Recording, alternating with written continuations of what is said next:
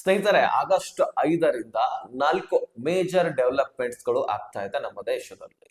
ಅದು ನಮ್ಮ ರಾಜ್ಯಕ್ಕೂ ಕೂಡ ಅನ್ವಯಿಸುತ್ತೆ. ಹಾಗಾದ್ರೆ ಏನೇನ್ ಡೆವಲಪ್ಮೆಂಟ್ಸ್ ಗಳಾಗಿದ್ದಾವೆ? LPG ಗ್ಯಾಸ್ ನ ಕುರಿತಾಗಿನೂ ಕೂಡ ಇಲ್ಲಿ ಡೆವಲಪ್ಮೆಂಟ್ ಆಗಿರ್ತಕ್ಕಂಥದ್ದು. ನೀವು ಮನೆಯಲ್ಲಿ ಬಳಸ್ಕೊಳ್ಳಿ ಅಥವಾ ಹೋಟೆಲ್ಗಳಲ್ಲಿ ಅಥವಾ ದಿನಸಿ ಸಾಮಗ್ರಿಗಳ ಅಂಗಡಿಗಳಲ್ಲಿ ಈ ರೀತಿ ನೀವು ಬಳಕೆ ಮಾಡ್ಕೊಳ್ತಾ ಇದ್ರೆ ನಿಮಗೂ ಕೂಡ ಅನ್ವಯಿಸುತ್ತೆ. ಜೊತೆಗೆ ರೈಲು ಪ್ರಯಾಣವನ್ನ ಮಾಡ್ತಾ ಇರ್ತಕ್ಕಂತಹ ಪ್ರತಿಯೊಬ್ಬ ಸಾರ್ವಜನಿಕರಿಗೂ ಕೂಡ ಒಂದು ಮೇಜರ್ ಡೆವಲಪ್ಮೆಂಟ್ ಇಲ್ಲಿ ಆಗಿರ್ತಕ್ಕಂಥದ್ದು. ಇದು ಖುಷಿಯ ವಿಚಾರ ಕೂಡ ಹೌದು. ಅದು ಏನು ಅಂತ ಮುಂದೆ ನೋಡೋಣ.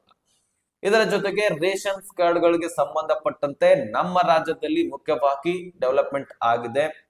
ಈಗಾಗಲೇ ವೆರಿಫಿಕೇಶನ್ ಪರಿಷ್ಕರಣೆ ರದ್ದು ಇದೆಲ್ಲವೂ ಕೂಡ ನಡೀತಾ ಇದೆಯಲ್ಲ. ಸೊ ಅದಕ್ಕಾಗಿ ಈ ರೇಷನ್ಸ್ ಕಾರ್ಡ್ ನ ಕುರಿತಾಗಿ ಕೆಲವೊಂದಿಷ್ಟು ಇಂಪಾರ್ಟೆಂಟ್ ಅಪ್ಡೇಟ್ ಗಳು ಬಂದಿದೆ. ಅದೇನ್ ಬೆಳವಣಿಗೆ ಆಗಿದೆ ಎಲ್ಲವನ್ನು ಕೂಡ ಈ ವಿಡಿಯೋದಲ್ಲಿ ಗಮನಿಸ್ತಾ ಹೋಗೋಣ. ಸಾಧ್ಯವಾದ್ರೆ ವಿಡಿಯೋನ ಕೊನೆವರೆಗೂ ವಾಚ್ ಮಾಡಿ, ಚಾನಲ್ಗೆ ಸಬ್ಸ್ಕ್ರೈಬ್ ಮಾಡಿ, ವಿಡಿಯೋದಲ್ಲಿ ಇರತಕ್ಕಂತಹ ಮಾಹಿತಿಯನ್ನ ಅರ್ಥ ಮಾಡ್ಕೊಳ್ಳಿಕ್ಕೆ ಪ್ರಯತ್ನ ಮಾಡಿ. ಸ್ನೇಹಿತರೆ, ಅಷ್ಟಕ್ಕೂ ಏನೇನ್ ಡೆವಲಪ್ಮೆಂಟ್ಸ್ ಗಳು ಆಗಿದಾವೆ ಅನ್ನುವಂಥದ್ದನ್ನ ಒನ್ ಬೈ ಒನ್ ನೋಡ್ತಾ ಹೋಗೋಣ. ಸೊ ಮೊದಲನೇದಾಗಿ ನಾನು LPG ಗ್ಯಾಸ್ ನ ಕುರಿತಾಗಿ ಅಪ್ಡೇಟ್ ಅನ್ನ ನೀಡ್ತೀನಿ.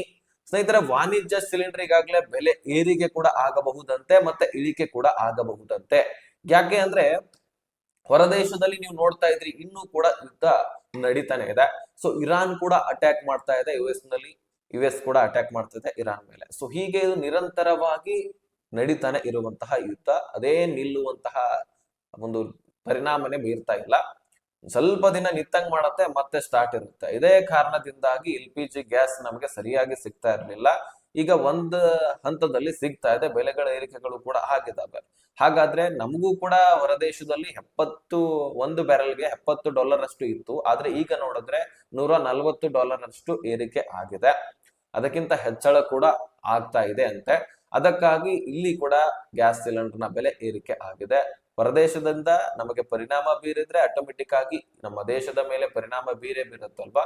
ಅದಕ್ಕಾಗಿ ಈ ಗ್ಯಾಸ್ ನ ಸಿಲಿಂಡರ್ ಬೆಲೆ ಏರಿಕೆ ಆಗಬಹುದಾದಂತಹ ಸಾಧ್ಯತೆ ಇದೆ ಮತ್ತು ಇಳಿಕೆ ಆಗಬಹುದಾದಂತಹ ಸಾಧ್ಯತೆ ಇದೆ ಅಂತೆ.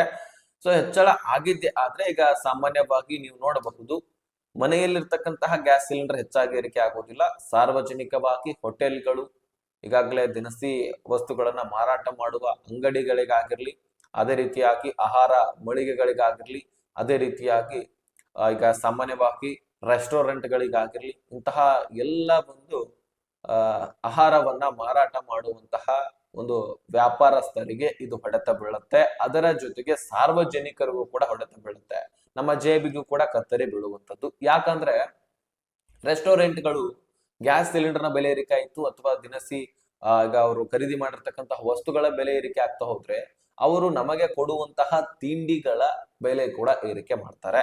ಇದರಿಂದ ಏನಾಗತ್ತೆ, ನಮಗೂ ಕೂಡ ಜೇಬಿಗೆ ಕತ್ತರಿ ಬೀಳುವಂಥದ್ದು.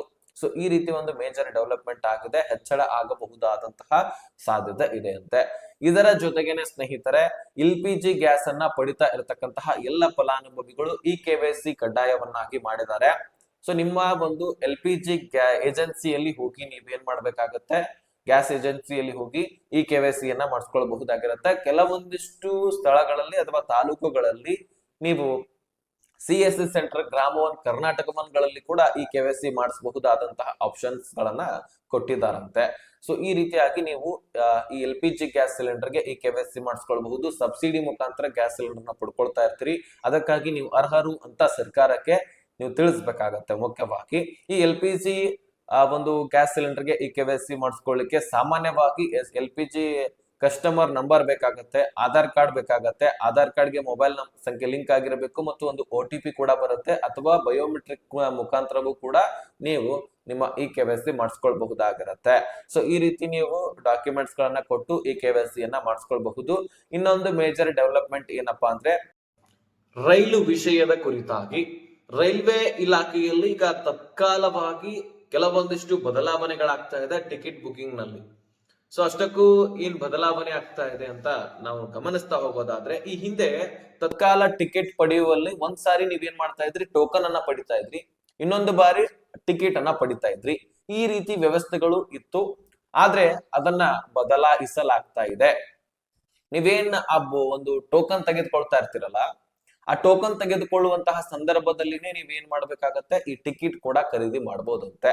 ಇದರಿಂದಾಗಿ ನಿಮ್ಮ ಸಮಯವೂ ಕೂಡ ಉಳಿಯತ್ತೆ, ಜೊತೆದಾಗಿ ಈ ಜನ ಸಂದಣಿ ಅಂತ ನಾವು ಕರಿತೀವಿ, ಆ ರೈಲ್ವೆ ಇಲಾಖೆಯಲ್ಲಿ ಜನ ತುಂಬಾನೇ ಇರ್ತಾರೆ. ಇದಕ್ಕಾಗಿ ಟಿಕೆಟ್ ಬೇರೆ, ಈ ಕಡೆ ಟೋಕನ್ ಬೇರೆ, ಈ ರೀತಿ ಮಾಡೋದ್ರಿಂದ ಮತ್ತೆ ರಶ್ ಆಗುವಂತಹ ಸಾಧ್ಯತೆ. ಇದಕ್ಕಾಗಿ ಒಂದೇ ಬಾರಿ ಈ ಟೋಕನ್ ಹಾಗೂ ಟಿಕೆಟ್ ಅನ್ನ ವಿತರಣೆ ಮಾಡುವಂತದ್ದು. ಇದರಿಂದ ರೈಲು ಪ್ರಯಾಣ ಮಾಡುವಂತಹ ಒಂದು ಸಾರ್ವಜನಿಕರಿಗೆ ರೈಲು ಬಂತಪ್ಪ ಅಂದ್ರೆ ದಿಢೀರನೆ ಹೋಗ್ಲಿಕ್ಕೆ ಸಾಧ್ಯ ಆಗತ್ತೆ. ಅಲ್ಲಿ ಒಂದ್ ಸ್ವಲ್ಪ ರೆಸ್ಟ್ ಕೂಡ ಸಿಗತ್ತೆ, ಸರದಿ ಸಾಲಿನಲ್ಲಿ ನಿಂತ್ಕೊಳ್ಳುವಂತಹ ಕೆಲಸ ತಪ್ಪತ್ತೆ. ಇದರಿಂದ ಜನರಿಗೂ ಕೂಡ ಸೌಲಭ್ಯ, ಜನರಿಗೂ ಕೂಡ ಒಳ್ಳೆಯದೆ. ಅದರಿಂದ ಸಾಲು ಸಾಲಾಗಿ ನಿಂತ್ಕೊಳ್ಳೋದ್ರಿಂದ ಉಳಿಯೋದು, ಜೊತೆಗೆ ವಯಸ್ಕರಿರ್ತಾರೆ ಅಂತದ್ರಲ್ಲಿ ಅವರು ಟಿಕೆಟ್ ಬುಕಿಂಗ್ ಮಾಡ್ಕೊಳ್ಬೇಕಂದ್ರೆ ಅವರು ಕೂಡ ಅಲ್ಲಿ ಸರದಿ ಸಾಲಿನಲ್ಲಿ ನಿಂತ್ಕೊಳ್ಬೇಕು, ಒಂದು ಸಾರಿ ಟೋಕನ್, ಒಂದು ಸಾರಿ ಟಿಕೆಟ್. ಈ ರೀತಿ ಆದಾಗ ಜನರಿಗೂ ಕೂಡ ಪ್ರಾಬ್ಲಮ್, ಮತ್ತು ಅಲ್ಲಿ ಜನಸಂದಣಿ, ಜೊತೆಗೆ ಆ ಟಿಕೆಟ್ ಮತ್ತು ಟೋಕನ್ ಕೊಡುವವರೆಗೂ ಕೂಡ ಒಂದ್ ಸ್ವಲ್ಪ ಪ್ರಾಬ್ಲಮ್ ಉಂಟಾಗಬಹುದು. ಇದಕ್ಕಾಗಿ ಆರಾಮಾದಂತಹ ಕೆಲಸ ಏನಪ್ಪಾ ಅಂದ್ರೆ ಒಂದು ಸಾರಿನೇ ಈ ಟೋಕನ್ ಜೊತೆಗೇನೆ ಈ ಟಿಕೆಟ್ ವಿತರಣೆ ಮಾಡೋದು.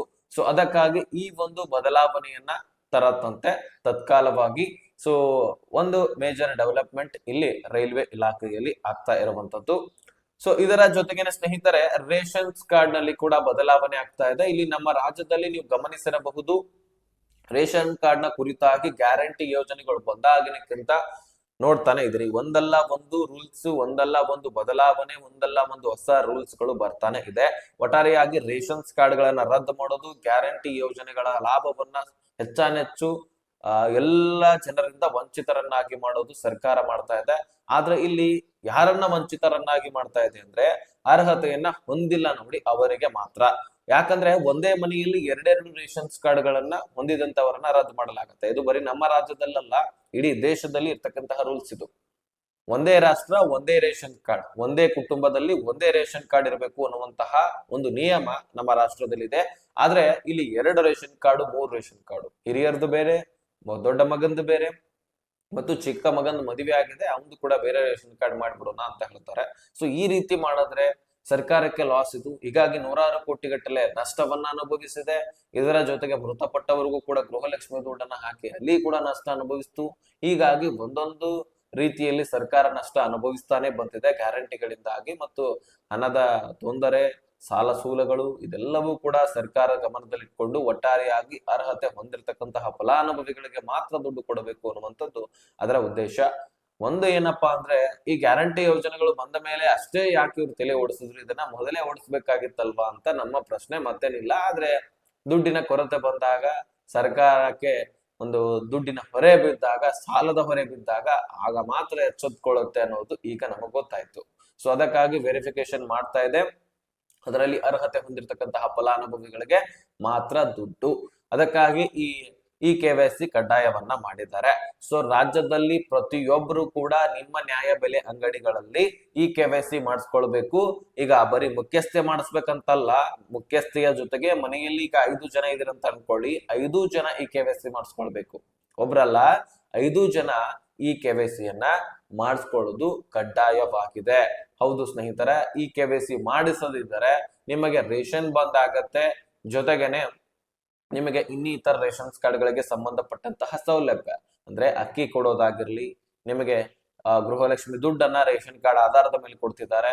ಜೊತೆಗೇನೆ ನಿಮಗೆ ಆಯುಷ್ಮಾನ್ ಕಾರ್ಡ್ ಒಂದು ಲಾಭವನ್ನ ಕೇಂದ್ರ ಸರ್ಕಾರ ರೇಷನ್ ಕಾರ್ಡ್ ಆಧಾರದ ಮೇಲೆ BPL ಇದ್ದಂತವರಿಗೆ 5 ಲಕ್ಷದವರೆಗೆ ಫ್ರೀ ಆಗಿ ಚಿಕಿತ್ಸೆ, APL ಇದ್ದಂತವರಿಗೆ 3 ಲಕ್ಷದವರೆಗೆ ಚಿಕಿತ್ಸೆ. ಈ ರೀತಿ ರೇಷನ್ ಕಾರ್ಡ್ ನ ಆಧಾರದ ಮೇಲೆ ಕೆಲವೊಂದಿಷ್ಟು ಸ್ಕೀಮ್ಸ್ ಗಳು, ಯೋಜನೆಗಳು, ಲಾಭವನ್ನ ನೀವು ಪಡ್ಕೊಳ್ತಾ ಇರ್ತೀರಿ. ಅದೆಲ್ಲವೂ ಕೂಡ ನೀವು ಪಡ್ಕೊಳ್ಬೇಕಂದ್ರೆ ರೇಷನ್ ಕಾರ್ಡ್ ಉಳಿಬೇಕು. ಅದಕ್ಕಾಗಿ ಈ KYC ಮಾಡಿಸ್ಕೊಳ್ಬೇಕು. ಅದಕ್ಕಾಗಿ ಬೇಗ ನೀವು ನ್ಯಾಯಬೆಲೆ ಅಂಗಡಿಗೆ ಹೋಗಿ ಈ KYC ಮಾಡಿಸ್ಕೊಳ್ಳಿ. ಇವತ್ತೇ ಕೊನೆಯ ದಿನಾಂಕ ಕಣ್ರಿ. ಸೊ ನಾನು ಹಿಂದಿನ ಒಂದು ವಿಡಿಯೋದಲ್ಲಿ ಮಾತ್ರ ತಿಳಿಸಿದ್ದೆ, ಇದ್ರ ಬಗ್ಗೆ ಹೆಚ್ಚು ನಾನು ಚರ್ಚೆ ಮಾಡಿರ್ಲಿಲ್ಲ. ಯಾಕಂದ್ರೆ ಆಲ್ಮೋಸ್ಟ್ ಎಲ್ಲರೂ ಕೂಡ ಈ KYC ಮಾಡಿಸಿರ್ತಾರಂತ ನಾನು ಅನ್ಕೊಂಡಿದ್ದೆ. ಆದ್ರೆ ಇನ್ನೂ ಕೂಡ ಬಹಳಷ್ಟು ಜನ ಬಾಕಿ ಇದ್ದಾರೆ. ಎಲ್ಲರೂ ಕೂಡ ಈ KYC ಮಾಡಿಸ್ಕೊಳ್ಳಿ ಮತ್ತು ಹೆದರಬೇಡಿ, ಇದು ಎಕ್ಸ್ಟೆಂಡ್ ಆಗುವಂತಹ ಸಾಧ್ಯತೆ ಕೂಡ ಇದೆ. ಅಂದ್ರೆ ದಿನಾಂಕವನ್ನ ಮುಂದೂಡ್ತಾರೆ. ಅಲ್ಲಿವರೆಗೂ ಕೂಡ ಈಗ 31 ಜುಲೈ ಕೊನೆಯ ದಿನಾಂಕ ಅಂದಿದ್ರು, ಈಗ ಆಗಸ್ಟ್ ಪ್ರಾರಂಭ ಆಗತ್ತೆ. ಆಗಸ್ಟ್ 30 ಕೊನೆಯ ದಿನಾಂಕ ಅಂದ್ರೂ ಅನ್ನಬಹುದು. ಹೀಗಾಗಿ ಹೆಚ್ಚಳ ಆಗಬಹುದು, ಆದ್ರೆ ನೀವು KYC ಆದಷ್ಟು ಬೇಗ ಮಾಡ್ಕೊಳ್ಳಷ್ಟೇ. ಈ ಇನ್ಫಾರ್ಮೇಶನ್ ಎಲ್ಲ ಸಾರ್ವಜನಿಕರಿಗೆ ಶೇರ್ ಮಾಡಿ. ಎಲ್ಲರಿಗೂ ಕೂಡ ತಿಳ್ಕೊಳ್ಬೇಕಾಗಿರ್ತಕ್ಕಂತಹ ವಿಷಯ. ನಿಮಗೆ ಗೊತ್ತಿದೆ, LPG ಗ್ಯಾಸ್ ಎಲ್ಲರಿಗೂ ಕೂಡ ಅಗತ್ಯ. ರೈಲ್ವೆ ಕೂಡ ಎಲ್ಲ ಜನರು ಕೂಡ ಪ್ರಯಾಣ ಮಾಡುವಂತದ್ದು. ರೇಷನ್ ಕಾರ್ಡ್ ಅಂತೂ ಎಲ್ಲರಿಗೂ ಕೂಡ ಮುಖ್ಯ. ಅದರಲ್ಲಿ ನಮ್ಮ ಕರ್ನಾಟಕ ರಾಜ್ಯದ ಜನರಿಗೆ ಮಾತ್ರ ಅತಿ ಮುಖ್ಯ ಆಗಿಬಿಟ್ಟಿದೆ. ನಿಮಗೆ ಗೊತ್ತಿದೆ, ಗ್ಯಾರಂಟಿಗಳು ಬಂದಾಗಿನಿಂದ ಯಾವ ರೀತಿಯಾಗಿ ರೇಷನ್ ಕಾರ್ಡ್ ನ ಒಂದು ಹವಾ ಆಗಿದೆ ಅಂತ ಹೇಳ್ಬಹುದು. ನಾವು ಒಂದೇ ಮಾತಿನಲ್ಲಿ ಹೇಳ್ಬೇಕಂದ್ರೆ. ಓಕೆ, ಎಲ್ಲರಿಗೂ ಕೂಡ ಶೇರ್ ಮಾಡಿ. ಮತ್ತೆ ನೆಕ್ಸ್ಟ್ ಮಾಹಿತಿಯಲ್ಲಿ ಸಿಗೋಣ. ಅಲ್ಲಿ ತನಕ ಬಾಯ್ ಬಾಯ್, ಟೇಕ್ ಕೇರ್ ಮತ್ತು ಸಬ್ಸ್ಕ್ರೈಬ್ ಮಾಡೋದನ್ನ ಮರಿಬೇಡಿ.